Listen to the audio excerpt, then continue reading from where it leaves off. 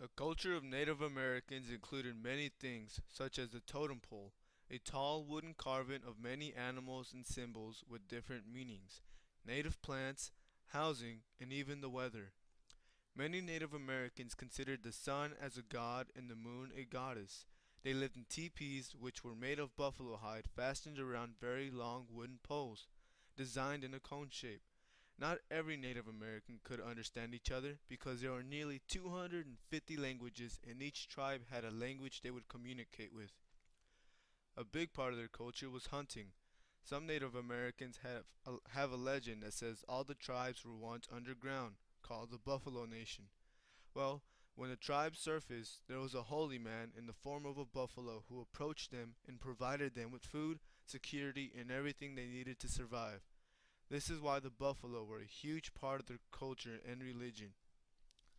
They treated the animals along with nature with respect and believed everything in the world had a purpose and a soul. This is why whenever they hunted a creature, they'd always thank it for providing them with food.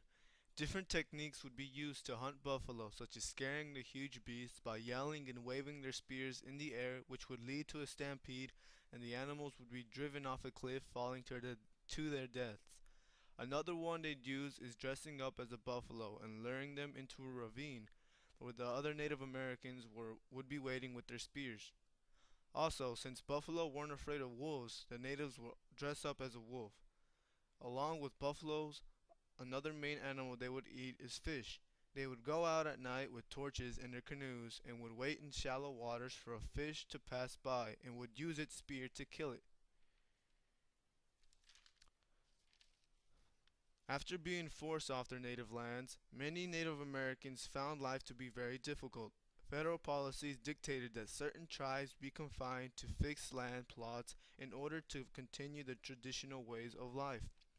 Besides the emotional issue of being deprived of their land, many economic issues also plagued the reservations. Nomadics lost their entire means of subsistence, and farmers found themselves on land unsuitable for farming. Hostile tribes were often forced into the same proximity, causing disastrous results.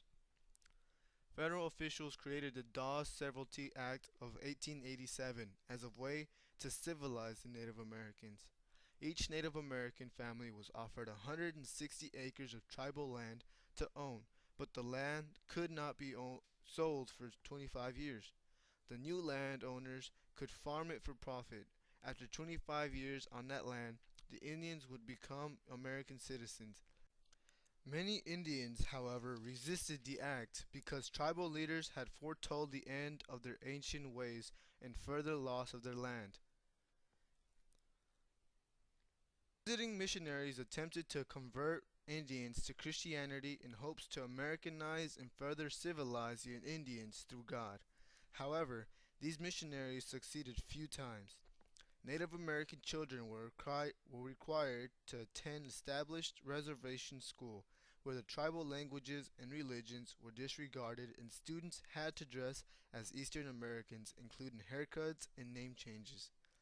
Failure to attend school would result in a truant officer, accompanied by police, entering their home to search for the absent student. Many parents felt resistance to the white man education was a matter of honor to their native ways. When the Dawes Act was repealed in 1934, alcoholism, poverty, illiteracy, and suicide rates were higher for the Indians than any other ethnic groups in the U.S.